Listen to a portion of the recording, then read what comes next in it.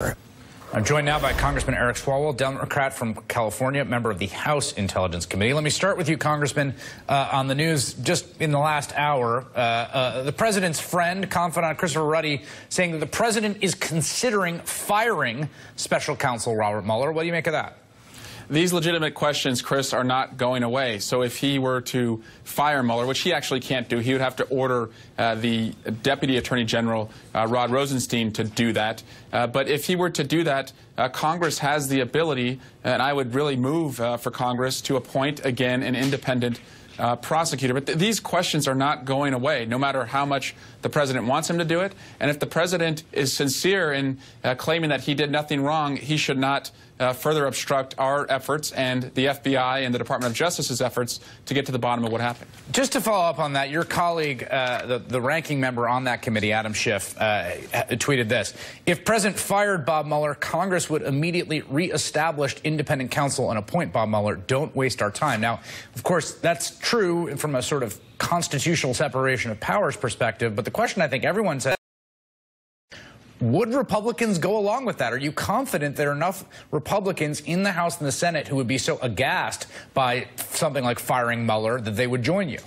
A courageous Congress that cares about our country would do that, and I think that's what the ranking member was alluding to. You know, we're wondering, but is that descriptive or aspirational?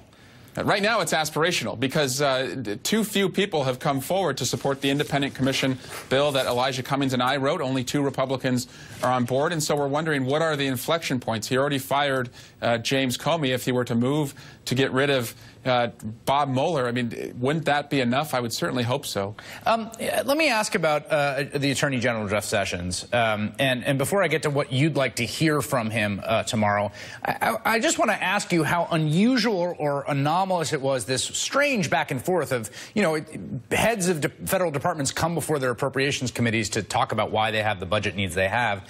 Is it strange, unusual, or not that strange or unusual for the Attorney General to cancel and then opt for a Senate Intelligence Committee?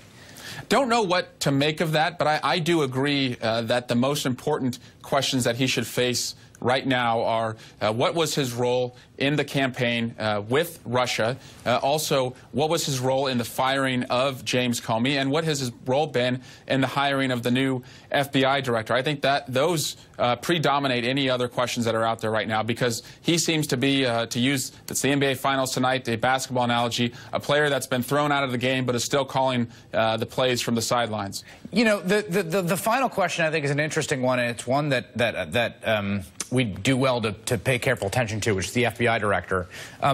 We don't have one, I should note, which seems important. But that aside, Jeff Sessions, is it your sense he has been consulting with the president on that hiring? And what do you think about him invoking executive privilege not to discuss any conversations he has with the president?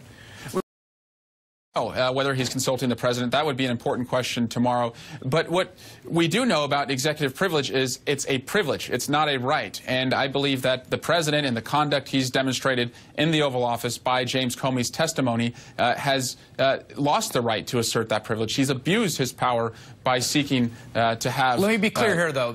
Just be clear here. You're making a legal argument that as found by the Supreme Court during Watergate, that an exception to executive privilege is to cover up evidence of wrongdoing. You think that pertains in this case. That's your argument.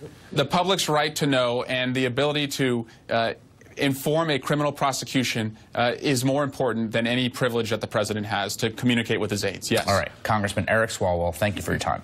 My pleasure. Joining me now, Nick Ackerman, former U.S. Attorney.